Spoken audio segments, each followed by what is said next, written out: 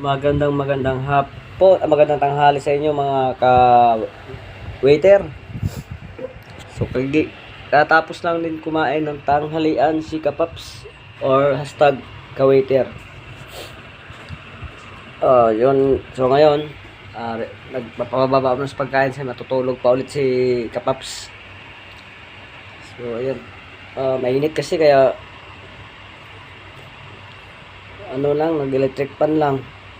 Tikpan muna ako. Sobrang init dito sa loob. So, ayun mga ka-waiter. Mamaya naman, 3:30, papasok na naman si Kapaps nyo. Gijotel naman ulit. So, ganun ang trabaho ng mga waiter. Tulog sa umaga, gising sa gabi. Ayun.